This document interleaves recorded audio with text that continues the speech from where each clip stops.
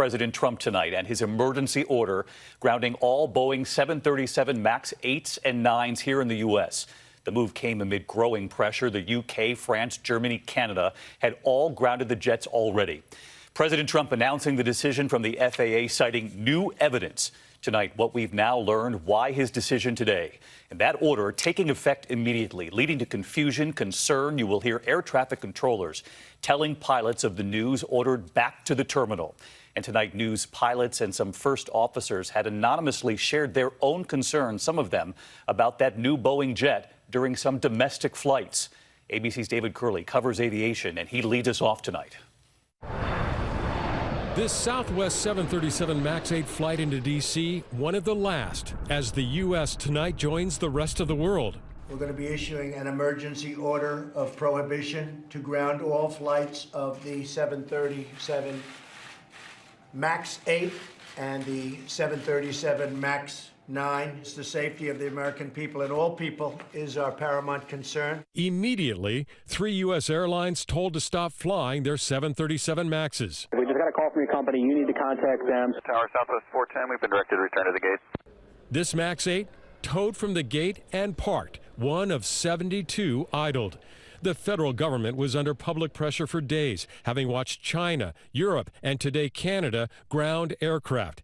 Flight maps from last week now showing the MAXs disappearing as they were parked.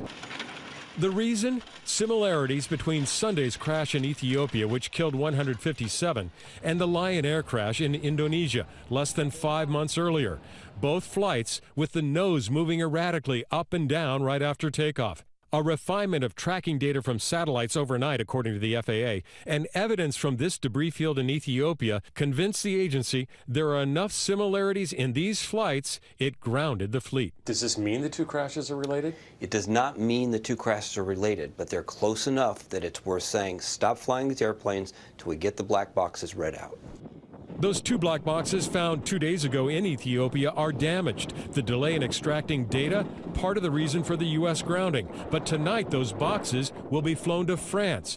The data could confirm if the crashes are related and whether the fastest-selling jetliner ever has a problem. Already, Boeing is working a software fix for one of the contributing factors in the Lion Air crash. And while there have been no documented cases of this erratic behavior on a U.S. flight, a pilot and first officer posted on an anonymous message board that their 737 MAX nosed down when the autopilot was engaged. Tonight, nearly all 370 of this brand new jetliner sitting on the ground. Passengers landing today reacting to the news. The pilot came on and he said, President just said that all the flights are grounded and we're returning to the gate. So not much we can do, I'm afraid. All right, David Curley with us live tonight from Reagan Airport. And David, you've reported that Boeing is working on that fix you mentioned after what happened in the first crash in Indonesia, that nosedive in that crash. And then the Wall Street Journal suggesting that that fix might have been delayed by the government shutdown, but tonight the FAA pushing back on that? I asked the FAA administrator directly whether or not the government shutdown has slowed down that software fix, and he told me it has not. It'll still be several weeks before it's ready. By the way, David, that's a MAX 8 that's going nowhere. David Curley leading us off tonight. David, thank you. I do want to bring in our chief White House correspondent, Jonathan Karl. And John, as we look at those pictures from airports across the country tonight, pilots being told to come back to the gate, a lot of passengers who really were already alarmed are going to wonder, after France, Germany, the UK all grounded the jets, why was the U.S. the last to ground the planes?